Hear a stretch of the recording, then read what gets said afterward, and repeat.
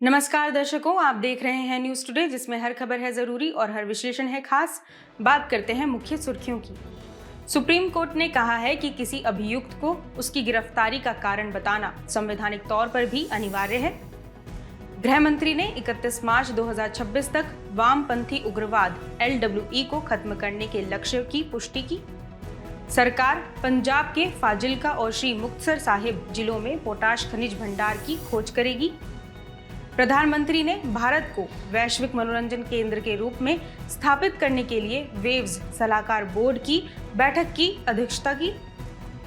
एक रिपोर्ट के अनुसार भारत का फार्मास्यूटिकल निर्यात 2047 तक 350 अरब डॉलर तक पहुंच सकता है।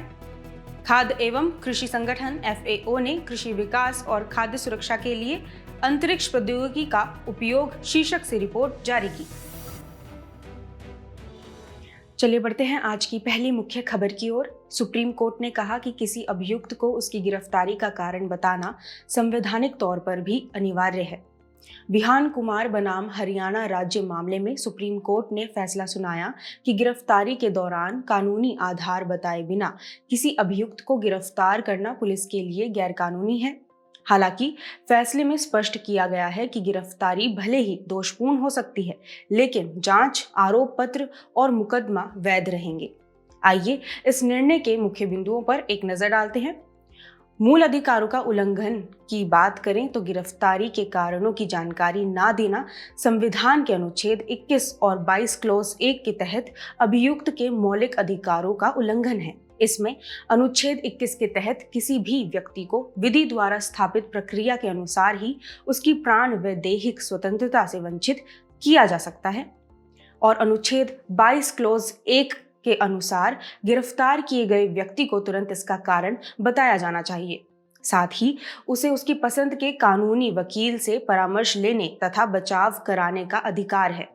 आपको बता दें कि दंड प्रक्रिया संहिता CRPC की धारा 50A के तहत कोर्ट ने आरोपी व्यक्ति के मित्रों, रिश्तेदारों या नामित व्यक्तियों को गिरफ्तारी के आधार के बारे में सूचित करने के महत्व पर भी जोर दिया। यह धारा गिरफ्तार किए जाने वाले व्यक्ति की गिरफ्तारी आदि के बारे में नामित व्यक्ति को जानकारी देना अनिवार्य करती है। भारतीय नागरिक सुरक्षा संहिता यानी कि BNSS की धारा 47 में भी समान प्रावधान किया गया है। वहीं जमानत के लिए निहितार्थ को देखा जाए तो जब अनुच्छेद 22 क्लॉज 1 का पालन ना हो तो न्यायालय का यह कर्तव्य है कि वह आरोपी को तुरंत रिहा करने का आदेश दे। यह जमानत देने का आधार हो सकता है। गिरफ्तारी के आधारों के बारे में गिरफ्तार व्यक्ति को उस भाषा में प्रभावी ढंग से जानकारी दी जाए जिसे वह समझता है। इसी प्रकार सबूत का दायित्व अनुच्छेद 22 क्लॉज 1 के तहत जिम्मेदारियों को साबित करने का भार जांच अधिकारी या एजेंसी पर होगा। आइए अब गिरफ्तारी का आधार बताए जाने के संबंध में सुप्रीम कोर्ट के अन्य निर्णय भी जान लेते हैं। पहला है पंकज बंसल बनाम भारत संघ और अन्य वाद 2023। अभियुक्त को लिखित तौर पर गिरफ्तारी का आधार या कारण बताया जाना चाहिए। यह गैर कानूनी गतिविधियां रोकथाम अधिनियम यानी कि UAPA 1967 के तहत दर्ज मामलों में भी लागू होगा। दूसरा है प्रबीर पुरकायस्थ बनाम राज्य यानी राष्ट्रीय राजधानी क्षेत्र दिल्ली वाद 2024। इस मामले में यह स्पष्ट किया गया कि गिरफ्तारी या हिरासत के कारणों की सूचना देना अत्यंत महत्वपूर्ण है और किसी भी स्थिति में इसका उल्लंघन नहीं किया जा सकता है। चलिए बढ़ते हैं अगली मुख्य खबर की ओर। गृह मंत्री ने 31 मार्च 2026 तक वामपंथी उग्रवाद LWE को खत्म करने के लक्ष्य की पुष्टि की। गृह मंत्री का यह बयान छत्तीसगढ़ के बीजापुर में एक बड़े ऑपरेशन के बाद आया है। इस ऑपरेशन में सुरक्षा बलों ने 31 वामपंथी उग्रवादियों को मार गिराया है। यह कार्रवाई वामपंथी उग्रवाद के खात्मे के उद्देश्य को प्राप्त करने की दिशा में एक महत्वपूर्ण कदम है। आइए पहले वामपंथी उग्रवाद यानी कि LWE के बारे में जान लेते हैं। भारत में वामपंथी उग्रवाद को नक्सलवाद के रूप में जाना जाता है। भारत में इसकी शुरुआत 1967 में पश्चिम बंगाल में नक्सलबाड़ी विद्रोह से हुई है। वामपंथी उग्रवाद की विचारधारा को देखें तो राज्य की सत्ता पर कब्जा करने के साधन के रूप में हिंसा और सशस्त्र विद्रोह का उपयोग करना इनकी मूल विचारधारा है। इसी के साथ भारत के लाल गलियारे में वामपंथी उग्रवाद प्रभावित भारतीय राज्य जैसे छत्तीसगढ़ सबसे अधिक प्रभावित है। इसके बाद झारखंड, ओडिशा, आंध्र प्रदेश, तेलंगाना, महाराष्ट्र और केरल शामिल हैं। इसमें प्रभावित जिलों में गिरावट को समझें तो देश में LWE से प्रभावित जिलों की संख्या 2013 में 126 थी, जो 2024 में घटकर केवल 38 रह गई है। 2024 में गिरफ्तार वामपंथी उग्रवादियों की संख्या में 17% की और आत्मसमर्पण करने वालों की संख्या में 1.5 गुना और मारे गए उग्रवादियों की संख्या में 5 गुना की तीव्र वृद्धि दर्ज की गई है। आइए वामपंथी उग्रवाद से निपटने के लिए उपाय भी जान लेते हैं। इसमें नीतिगत उपाय को समझें तो वामपंथी उग्रवाद से निपटने के लिए समग्र राष्ट्रीय नीति और कार्य योजना को 2015 में मंजूरी दी गई थी। वर्ष 2017 में वामपंथी उग्रवाद से निपटने के लिए परिचालन सिद्धांत समाधान की घोषणा की गई थी। सुरक्षा संबंधी उपाय देखें तो विशेष अवसंरचना योजना यानी SIS के तहत पुलिस स्टेशनों की किलेबंदी की गई है तथा सुरक्षा व्यय में वृद्धि की गई है। वामपंथी उग्रवाद से प्रभावित राज्यों में सुरक्षा व्यय लगभग 3 गुना है, जो कि लगभग 3000 करोड़ रुपए है। आक्रामक रणनीति को समझें तो इसमें operation green Hunt, operation octopus, operation double bull और ऑपरेशन चक्रबंध इत्यादि शामिल हैं। आइए अब आखिर में वामपंथी उग्रवाद से निपटने के लिए विकासात्मक उपाय भी जान लेते हैं। पहला है अवसंरचना। पिछले 10 वर्षों में 14,000 किलोमीटर से अधिक सड़क मार्ग का निर्माण किया गया है। शिक्षा के लिए वामपंथी उग्रवाद से प्रभावित जिलों में 216 एकलव्य मॉडल आवासीय विद्यालयों EMRS को मंजूरी दी गई है। वहीं आकांक्षी जिला कार्यक्रम के तहत गृह मंत्रालय को 35 वामपंथी उग्रवाद से प्रभावित जिलों में आकांक्षी जिला कार्यक्रम की निगरानी का काम सौंपा गया है। साथ ही आत्मसमर्पण करने वाले उग्रवादियों के पुनर्वास की व्यवस्था भी की गई है। आत्मसमर्पण करने वाले वामपंथी उग्रवादियों को कानूनी सहायता, रोजगार के अवसर, शिक्षा और स्वास्थ्य सेवाएं दी जाती हैं। चलिए बढ़ते हैं अगली मुख्य खबर की ओर। सरकार पंजाब के फाजिल्का और श्री मुक्तसर साहिब जिलों में पोटाश खनिज भंडार की खोज करेगी। भारतीय भूवैज्ञानिक सर्वेक्षण यानी कि GSI के एक सर्वे में राजस्थान में भी पोटाश भंडार की पहचान की गई है। इससे भारत की पोटाश खनिज पर आयात निर्भरता कम होने की संभावना है। आइए पोटाश के बारे में जानते हैं। इसकी परिभाषा देखें तो पोटाश पोटेशियम कार्बोनेट और पोटेशियम लवणों का अशुद्ध मिश्रण है। इसका मुख्य अयस्क सिल्वेनाइट है। पोटाश का उपयोग विभिन्न क्षेत्रों में किया जा सकता है। कृषि में 90% से अधिक पोटाश का उपयोग उर्वरक के रूप में किया जाता है। यह कृषि कार्यों में इस्तेमाल होने वाले 3 प्राथमिक पोषक तत्वों नाइट्रोजन, फास्फोरस और पोटाश में से एक है। इन्हें सामूहिक रूप से NPK कहा जाता है। पौधों की बेहतर वृद्धि के लिए NPK पोषक तत्वों का आदर्श अनुपात 4:2:1 है। जल के शुद्धिकरण में भी इसका उपयोग किया जाता है। पोटाश एल्यूम यानी कि पोटाश एलम जल की कठोरता को दूर करता है और इसमें जीवाणुरोधी गुण होते हैं। ऐसे में अन्य उपयोग देखें तो इसका ग्लास, सिरेमिक, साबुन व डिटर्जेंट, विस्फोटक आदि के निर्माण में उपयोग होता है। पोटाश उर्वरकों के सामान्य प्रकार सल्फेट ऑफ पोटाश यानी कि SOP एवं म्यूरेट ऑफ पोटाश यानी कि MOP है। आइए अब बात करते हैं मोलासिस से बनने वाला पोटाश यानी PDM की।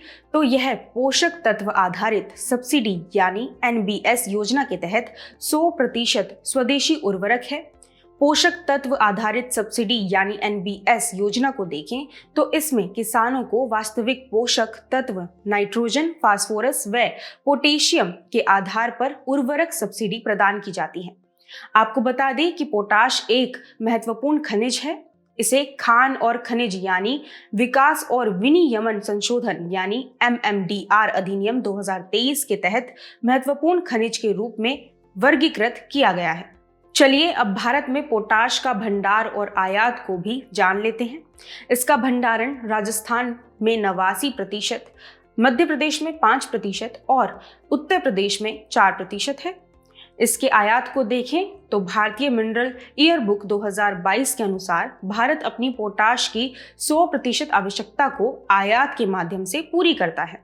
आइए अब पोटेशियम को समझते हैं। फसल उत्पादन में पोटेशियम की भूमिका देखें तो रोग व निम्न ताप के प्रति प्रतिरोधकता बढ़ाने में मदद करता है, पादप को बल प्रदान करता है, पादप में पोषक तत्वों के परिवहन में अहम भूमिका निभाता है तथा पादप में शुगर व स्टार्च के निर्माण के लिए आवश्यक है। यह एक गुणवत्तापूर्ण पोषक तत्व है जो स्वास्थ्यप्रद जड़ प्रणाली को बढ़ावा देता है। चलिए बढ़ते हैं अगली मुख्य खबर की ओर। प्रधानमंत्री ने भारत को वैश्विक मनोरंजन केंद्र के रूप में स्थापित करने के लिए वेव्स सलाहकार बोर्ड की बैठक की अध्यक्षता की। World audio visual entertainment summit यानी कि वेव्स एक वैश्विक शिखर सम्मेलन है। यह मनोरंजन, क्रिएटिविटी और संस्कृति की दुनिया को एकीकृत करता है। प्रधानमंत्री ने कहा कि क्रिएटिव इकोनॉमी भारत को $5 ट्रिलियन की अर्थव्यवस्था बनाने में मदद करेगी। आइए क्रिएटिव इकोनॉमी के बारे में जान लेते हैं। क्रिएटिव इकोनॉमी को ऑरेंज इकोनॉमी भी कहा जाता है। UNCTAD के अनुसार क्रिएटिव इंडस्ट्री उन प्रक्रियाओं का समूह है जो क्रिएशन, प्रोडक्शन एवं डिस्ट्रीब्यूशन से जुड़े होते हैं। ये उद्योग क्रिएटिविटी और बौद्धिक संपदा का उपयोग करके आर्थिक मूल्य उत्पन्न करते हैं। क्रिएटिव इकोनॉमी में संस्कृति और विरासत से जुड़ी ज्ञान आधारित गतिविधियों को भी बढ़ावा दिया जाता है। इसमें आर्थिक मूल्य वाले मूर्त और अमूर्त क्रिएटिव प्रोडक्ट शामिल होते हैं, जैसे विज्ञापन, वास्तुकला, कला, संगीत, फिल्म निर्माण आदि। चलिए अब क्रिएटिव इकोनॉमी का महत्व भी जान लेते हैं। इसमें पहला है आर्थिक समृद्धि। वैश्विक GDP में क्रिएटिव इकोनॉमी की हिस्सेदारी 3% के आसपास है। साथ ही यह दुनिया भर में प्रतिवर्ष $2 ट्रिलियन से भी अधिक का वार्षिक राजस्व उत्पन्न करती है। एक्सिम बैंक की एक रिपोर्ट के अनुसार 2019 में भारत का क्रिएटिव वस्तुओं और सेवाओं का कुल निर्यात लगभग $121 बिलियन था। दूसरा है रोजगार। एशियाई विकास बैंक के अनुसार यह क्षेत्र भारत की लगभग 8% कार्यशील जनसंख्या को रोजगार प्रदान करता है। साथ ही यह सतत विकास लक्ष्यों यानी कि SDGs जैसे कि SDG 5 और SDG 8 आदि को बढ़ावा देती है। आपको बता दें कि SDG 5 का आशय लैंगिक समानता और SDG 8 का आशय बेहतर कार्य और आर्थिक समृद्धि है। और सॉफ्ट पावर के नजरिए से देखें तो यह संगीत, नृत्य आदि के माध्यम से परस्पर जुड़ाव को बढ़ावा देकर तथा सीमा पार संपर्क स्थापित कर सॉफ्ट पावर का विस्तार करने में योगदान देती है। आइए अब क्रिएटिव इकोनॉमी के समक्ष चुनौतियां भी जान लेते हैं।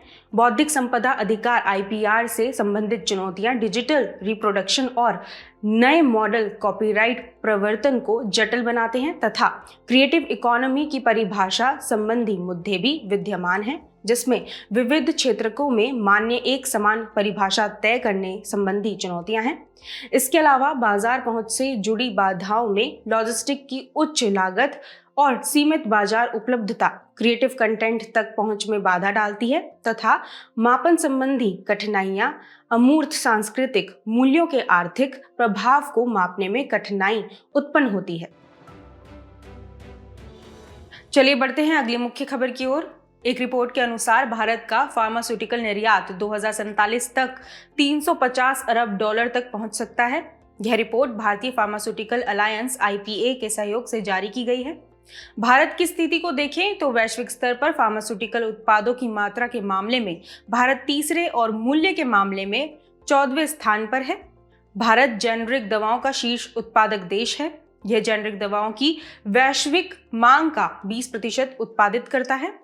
साथ ही विश्व की 60% वैक्सीन की आपूर्ति करता है। आइए इस रिपोर्ट के मुख्य बिंदुओं पर एक नजर डालते हैं। भारत के फार्मास्यूटिकल उद्योग में बड़े बदलाव देखे गए हैं। इनमें शामिल क्षेत्रों में अवसर की बात करें तो पहला है सक्रिय औषध सामग्री यानी कि API। अमेरिकी बायोसिक्योर एक्ट जैसी नीतियों के कारण चीन का API निर्यात घट रहा है। ऐसे में भारत कम लागत के कारण चीन का 20 से 30% बाजार हिस्सा हासिल कर सकता है। आपको बता दें कि API किसी दवा में जैविक रूप से सक्रिय घटक होता है जो इच्छित चिकित्सीय प्रभाव उत्पन्न करता है। दूसरा है बायोसिमिलर। वैश्विक बायोसिमिलर बाजार $30 बिलियन का है, लेकिन भारत के फार्मास्यूटिकल उद्योग का हिस्सा 5% से भी कम है। हालांकि नेशनल बायोफार्मा मिशन और तेलंगाना के जिनोमा वैली विस्तार जैसी पहलों से भारत अपनी स्थिति मजबूत कर रहा है। आपको बता दें कि बायोसिमिलर दवाएं जैविक दवाओं से काफी मिलती जुलती हैं। इन्हें खमीर बैक्टीरिया या पशु कोशिकाओं जैसी जीवित प्रणालियों का उपयोग करके बनाया जाता है। इनकी संरचना व कार्य जैविक दवाओं की संरचना व कार्य के समान होते हैं। वैक्सीन की दृष्टि से देखें तो भारत सस्ती वैक्सीन बनाने पर ज्यादा ध्यान देता है। इससे गरीब और विकासशील देशों को किफायती दवाएं मिलती हैं। हालांकि उच्च आय वाले देशों जैसे अमेरिका और यूरोप में महंगी एवं ब्रांडेड वैक्सीन की ज्यादा मांग होती है। भारत की कम कीमत वाली वैक्सीन इन बाजारों में ज्यादा जगह नहीं बना पाती है, जिससे वहां भारत की हिस्सेदारी सीमित रहती है। इसलिए इसका उद्देश्य नवाचार, ब्रांड निर्माण आदि के माध्यम से 2047 तक अपनी वैश्विक हिस्सेदारी को 1.5% से बढ़ाकर 8% करना है। भारत के फार्मास्यूटिकल उद्योग को नया आकार देने वाले प्रमुख रुझान देखें तो इसमें पहला है नवाचार को बढ़ावा देना। यह उद्योग जेनरिक दवाओं से नई और उन्नत दवाओं की ओर बढ़ रहा है, जिससे निर्यात मूल्य एवं विशेषज्ञता में वृद्धि हो रही है। साथ ही अनुसंधान और गुणवत्ता की दृष्टि से भारत अनुसंधान और विकास यानी कि R&D में निवेश कर रहा है तथा वैश्विक गुणवत्ता मानकों का पालन कर रहा है। इसके अलावा स्थानीय स्तर पर उत्पादन को बढ़ावा दिया जा रहा है। दुनिया में फार्मा उत्पादन को स्थानीय स्तर पर स्थापित करने की प्रवृत्ति बढ़ रही है और भारत मेक इन इंडिया के जरिए इसे प्रोत्साहित भी कर रहा है। इसके लिए विनियामकीय प्रक्रियाओं का सरलीकरण किया गया है, जिसमें विनियमों को आसान बनाया जा रहा है, जिससे वैश्विक अनुमोदन सुगम हो रहा है। आखिरी है डिजिटल समाधान और AI का उपयोग करना। आर्टिफिशियल इंटेलिजेंस अपनाने से फार्मा क्षेत्र की विविध प्रक्रियाओं में सुधार हो रहा है। चलिए बढ़ते हैं आज की अंतिम मुख्य खबर की ओर। खाद्य एवं कृषि संगठन FAO ने कृषि विकास और खाद्य सुरक्षा के लिए अंतरिक्ष प्रौद्योगिकी का उपयोग शीर्षक से रिपोर्ट जारी की। यह रिपोर्ट संयुक्त राष्ट्र बाह्य अंतरिक्ष मामलों से संबंधित कार्यालय के सहयोग से जारी की गई है। आइए पहले कृषि के लिए अंतरिक्ष क्षेत्र के विविध खंडों से जुड़ी चुनौतियां और अवसर जान लेते हैं। अंतरिक्ष क्षेत्र के खंड की बात करें तो इसमें पहला है अपस्ट्रीम यानी कि अंतरिक्ष अवसंरचना विकास पर केंद्रित। इसमें उपग्रह के विकास के लिए बाह्य सहायता पर निर्भरता और सुदूर संवेदन नवाचार में ठहराव की स्थिति जैसी चुनौतियां शामिल हैं। अवसर की बात करें तो ये सभी की अंतरिक्ष तक पहुंच और बर्ड्स परियोजना जैसी क्षमता निर्माण पहले मिशन की योजना बनाने और उपग्रह विकास में राष्ट्रीय क्षमताओं के विकास में मदद करती है। ये पहले विशेष रूप से कृषि हेतु उपयोग पर केंद्रित मिशनों के लिए समर्थन प्रदान करती हैं। दूसरा है मिडस्ट्रीम यानी कि डेटा प्रसंस्करण, भंडारण और प्रबंधन करना। इससे संबंधित चुनौतियों में भू पर्यवेक्षण और GNSS यानी global navigation satellite system data तक सीमित पहुंच और प्लेटफॉर्म्स के मध्य समन्वय के अभाव से डेटा में असंगतियां आदि शामिल हैं। इसके अवसर देखें तो EAS यानी कि यूरोपीय अंतरिक्ष एजेंसी के कोपरनिकस ओपन एक्सेस हब और नासा की अर्थ डेटा जैसी पहल डेटा साझाकरण दक्षता में सुधार करती हैं, साथ ही समन्वय को सुनिश्चित करते हुए दोहराव को भी कम करती हैं। तीसरा है डाउनस्ट्रीम यानी कि फसल और भूमि की स्थिति की निगरानी सहित व्यवहारिक कृषि उपयोग। इसमें कृषि संबंधी निगरानी में खामियां जैसे फसली मौसम संबंधी आंकड़े, फसल भूमि के मानचित्र आदि का अभाव जैसी चुनौतियां शामिल हैं। इसमें मौजूद अवसर देखें तो जियोग्लैम यानी कि group of earth observation global agriculture monitoring initiative और ESA की विश्व अनाज कार्यक्रम जैसी पहले डेटा साझाकरण व मानकीकरण को बढ़ावा देती हैं। आइए अब कृषि में अंतरिक्ष प्रौद्योगिकी की भूमिका को भी समझते हैं। ऑप्टिकल अर्थ ऑब्जर्वेशन सैटेलाइट की बात करें तो यह फसल क्षति का आकलन करने के लिए उपयोगी है।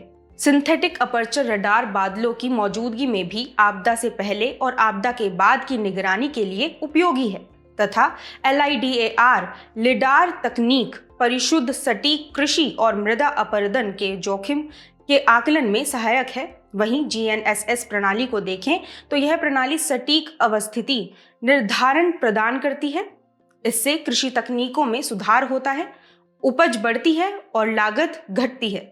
और अंत में है भू पर्यवेक्षण और GNSS डेटा का एकीकरण जो खाद्य असुरक्षा की समस्या को हल करने में सहायक है।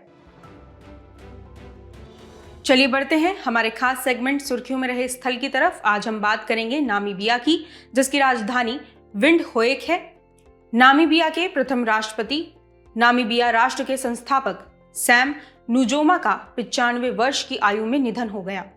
इसकी भौगोलिक अवस्थिति को देखें तो ये अफ्रीका के दक्षिण पश्चिमी तट पर स्थित है। इसके पड़ोसी देश देखें तो उत्तर में अंगोला, उत्तर पूर्व में जाम्बिया, पूर्व में बोत्सवाना तथा दक्षिण पूर्व और दक्षिण में साउथ अफ्रीका स्थित है। इसके पश्चिम में अटलांटिक महासागर अवस्थित है। यहाँ की भौगोलिक विशेषताओं को जानें तो तटीय नामीब रेगिस्तान, मध्य पठार और कालाहारी रेगिस्तान इसके स्थल स्वरूप हैं। वहीं इसकी प्रमुख नदियां जाम्बेजी, माशी, ऑरेंज आदि हैं। जाम्बेजी नदी हिंद महासागर में गिरती है। यह अफ्रीका महाद्वीप में मकर रेखा को 2 बार काटती है। यहाँ की जैव विविधता में मृग, चीता, जिराफ आदि आते हैं। आपको बता दें कि प्रोजेक्ट चीता के तहत नामीबिया से चीतों को लाकर भारत में फिर से बसाया जा रहा है। चलिए बुलेटिन के आखिर में बढ़ते हैं आज की संक्षिप्त सुर्खियों की तरफ। हाल ही में संसद में कुछ गैर सरकारी विधेयक पेश किए गए। यह एक प्रकार का विधायी प्रस्ताव है। इसे संसद के उन व्यक्तिगत सदस्यों यानी मनोनीत व निर्वाचित सदस्यों द्वारा प्रस्तुत किया जाता है जो मंत्रिमंडल के सदस्य नहीं हैं। युवा कार्यक्रम और खेल मंत्रालय ने गुजरात के गांधीनगर में पहली बार बिम्स्टेक युवा शिखर सम्मेलन की मेजबानी की। इसका लक्ष्य पूरे क्षेत्र में युवा सहयोग को मजबूत करना और बिम्स्टेक सदस्य देशों के बीच युवाओं के नेतृत्व वाली पहलों के आदान प्रदान को सुविधाजनक बनाना है। प्रधानमंत्री अनुसूचित जाति अभ्युदय योजना यानी PM अजय के लिए केंद्रीय सलाहकार समिति की बैठक संपन्न हुई। इसका मंत्रालय सामाजिक न्याय और अधिकारिता मंत्रालय है।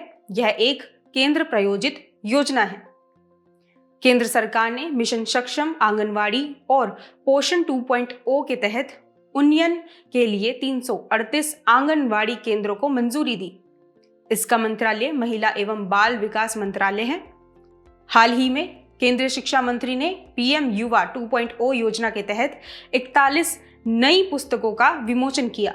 इसे शिक्षा मंत्रालय ने इंडिया एट 75 परियोजना यानी आजादी का अमृत महोत्सव के हिस्से के रूप में 2022 में शुरू किया था। राष्ट्रीय बाघ संरक्षण प्राधिकरण यानी कि NTCA ने मध्य प्रदेश में मोरंड गंजाल सिंचाई परियोजना के निर्माण के खिलाफ चेतावनी दी। इसमें मध्य प्रदेश के होशंगाबाद, बैतूल, हरदा और खंडवा जिलों में सिंचाई में सुधार के लिए मोरंड व गंजाल नदियों पर 2 बांधों का निर्माण शामिल है। RBI ने बैंकों को बड़ी राहत देते हुए तरलता कवरेज अनुपात यानी LCR मानदंडों के कार्यान्वयन को 1 साल के लिए टाल दिया। तरलता कवरेज अनुपात प्रमुख बेसल III सुधारों में से एक है। इजराइल हमास युद्ध विराम समझौते के तहत इजराइल ने नेत्जारिम कॉरिडोर से अपनी सेना हटाने पर सहमति व्यक्त की। यह 6 किलोमीटर लंबा क्षेत्र है जो गाजा के उत्तर और दक्षिण के बीच प्रमुख पहुंच बिंदुओं को नियंत्रित करता है। जाने से पहले आपकी समझ की परीक्षा के लिए डालते हैं एक नजर हमारे स्पेशल सेगमेंट प्रश्नोत्तरी पर।